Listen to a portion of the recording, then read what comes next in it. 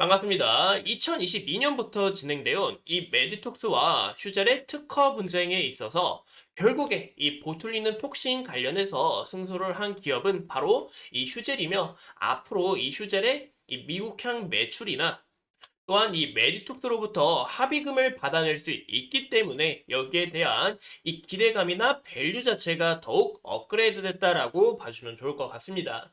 이런 부분에서 우리가 휴재를 또 어떤 방향으로 바라봐야 되는지 오늘 한번 이 영상에서 알아보도록 할게요. 보시는 것처럼 이 10월 7일 이제 메디톡스와 휴젤의 이 분쟁에 있어서 최종 판결이 나온다라는 거 우리가 확인해 볼 수 있는데요. 제가 이 US ITC 관련해서 좀 자료들을 찾아보니까 보시는 것처럼 이제 결과 내용이 나왔습니다. 이제 날짜를 보시면 10월 10일 날짜 우리가 확인할 수 있고, 이제 미국 시간 기준이기 때문에 현재 한국 시간이 좀 더 빠르다라는 거 좀 참고를 해주시면 좋을 것 같아요. 이제 보툴리눔 톡신 관련해서 이제 특허 침해에 대한 내용을 우리가 2022년부터 이 메디톡스가 진행해 왔다라는 거 우리가 좀 확인을 할 수 있고, 정말 이 슈젤이 패소를 하게 될 시 리스크가 굉장히 컸어요. 왜냐면 이제 메디톡스가 대웅 제약에 대해서 이제 특허 관련해서 진행을 하면서 이제 21개월 동안 이 미국 매출이 좀 크게 줄어들면서 이 대웅 제약의 실적에도 크게 영향을 미쳤기 때문입니다. 하지만 결국에 여기에 대한 혐의를 위반한 내용이 없기 때문에 이 휴젤이 승소를 했다라는 거 좀 봐주시면 좋을 것 같고, 근데 자료를 찾아보니까 이제 제가 자료를 준비하고 있는데 이제 이렇게 휴젤에 대한 이 공시가 나왔어요. 보이시죠? 날짜 10월 10일, 11일 보이시면 제 337조를 위반한 이 337조가 특허 관련해서 침해를 한 법인데요. 여기서 위반한 사례가 없다는 이 예비 심결이 내려졌지만 결국에 여기서 다시 한 번 더 재검토가 되면서 이 두 번이나 연기되는 굉장히 좀 지겨운 이런 특허 전쟁이 됐다라는 거 좀 봐주시면 좋을 것 같습니다. 하지만 보시는 것처럼 2024년 10월 12일 기침이 나와가지고 이 예비 심결에 대한 이 재검토를 한 결과 이 관세법을 위반한 이 사실이 없다라는 결정이 내리면서 결국에 이 ITC 조사는 종료가 되었다. 결국엔 이 휴젤이 승소를 했다라는 거 우리가 봐주시면 좋을 것 같아요. 이제 휴젤에 대한 이 기대감이 정말 커졌다라는 거 우리가 봐주시면 좋을 것 같고, 이 휴젤 주주님들 굉장히 좀 축하드린다라고 말씀을 드리고 싶습니다. 이제 향후 전망에 대해서는 이제 이 국내 매출보다는 혹시는 이 외국향, 이 수출 매출을 좀 잘 봐주시는 게 좋을 것 같아요. 현재 이 글로벌로 나아가고 있는 이제 국내 기업이 대용제약하고 이 휴젤 이 두 기업밖에 없는데요. 이제 앞으로 이 휴젤이 소송 리스크도 벗어난 만큼 이제 이런 내년부터 아니면 이제 올해 시간이 별로 남지 않았는데 현재 이 네티보의 이 미국향 매출이 더 큰 폭으로 성장하지 않을까라는 것 좀 봐주시면 좋을 것 같습니다. 또 현재 이 수출형 매출이 왜 중요하냐면 이 국내 매출에 대한 이 가격보다 해외로 나갔을 때 이 가격이나 그리고 이 마진에 대해서 더 큰 수익을 남길 수 있기 때문에 이제 휴젤에 대한 이런 밸류 자체나 그리고 미국향 매출에 대해서 우리가 더욱 기대해 볼 수 있다라고 봐주시면 좋을 것 같아요. 또한 이 톡신뿐만이 아니라 보시는 것처럼 이 필러와 메디큐브 코스메틱 관련해서도 어느 정도 비중을 차지하고 있기 때문에 이 톡신에뿐만 의존하는 게 아니라 이 다양한 매출에 있어서 좀 글로벌 매출이나 아니면 국내 매출에서도 좀 우상향할 가능성이 높다라고 좀 봐주면 좋을 것 같습니다. 현재 이 휴젤이 국내 1위 이제 톡신을 좀 점유를 하는 국내 1위 점유를 갖고 있는데요.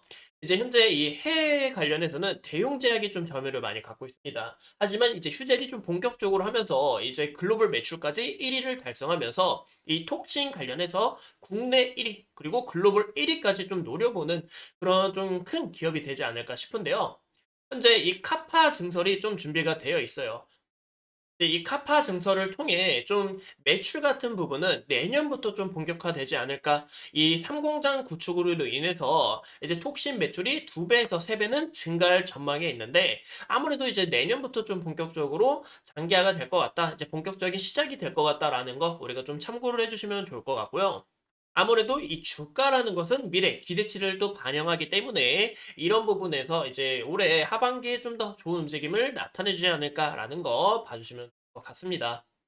이제 메디톡스가 결국에 좀 패소를 하면서 이 합의금 관련해서 또 이제 휴젤한테 또 이렇게 결국엔 이런 움직임을 나타낼 가능성도 있어요. 왜냐하면 이제 이 메디톡스와 대용제약 관련해서 좀 이야기를 드리고 싶은데요.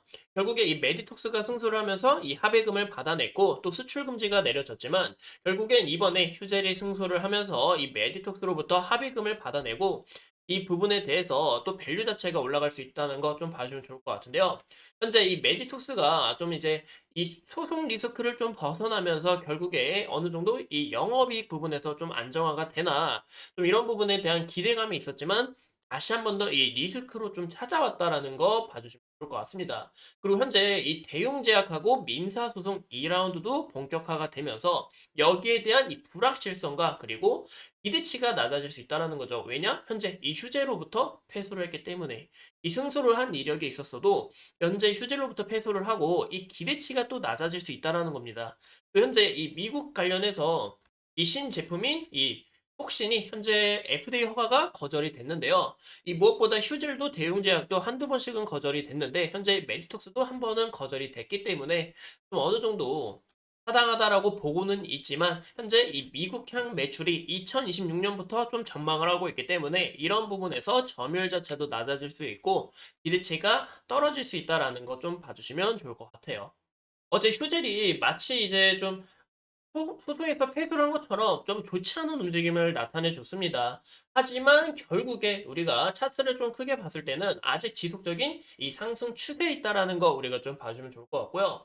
현재 이 구간에 대해서 좀 반납하는 또 이제 기대치를 가 떨어지면서 주가가 어느 정도 하락을 했기 때문에 여기에 대한 이 되돌림 구간은 어느 정도 좀 나오지 않을까. 오늘 추가적으로 이 밸류 자체가 좀 더 그리고 이 시장에 대한 기대치가 올라가면서 좀 좋은 움직임을 나타내 주지 않을까라는 거 좀 참고를 해주시면 좋을 것 같고요.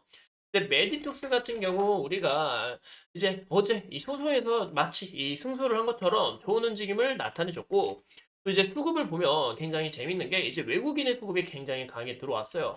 하지만 아까 보신 것처럼 이제 휴재일 수급 같은 경우 이제 개인의 수급이 굉장히 많이 들어왔고 이 외국인과 기관에 대한 그리고 연기금에 대한 수급이 크게 이탈이 나왔었는데 이런 부분에서 이 휴재일 주주님들한테 굉장히 축하드린다라고 말씀을 드립니다. 다시 한 번 더 이 메디톡스를 보면 현재 이 메디톡스 같은 경우 아직 이 소송에 대한 리스크도 또 남아 있고 또 추가적으로 아까 말씀드렸던 휴젤로부터 이제 이 합의금을 또 내야 될 수 있기 때문에 여기서 불확실성과 기대치가 하락을 하면서 좀 좋지 않은 이런 움직임을 나타낼 가능성이 있고 이 121선에서 잘 지지를 받았는데 이 121선까지 좀 어느 정도 우리가 지지를 받고 다시 한번 더 이 기대치를 아니면 또 이 미국형 매출이나 그리고 이 3분기 실적에서 어닝을 가져올 수 있는지 그런 요소를 좀 추적하시는 게 중요하지 않을까 싶습니다. 이상 이 메디톡스와 휴젤 판결에 있어서 이 휴젤이 이 승소한 부분에 있어서 정말 축하드린다. 그리고 정말 고생이 많았다라고 말씀을 드리고 싶고 오늘도 이렇게 소중한 시간 내서 영상 시청해 주신 점 감사합니다.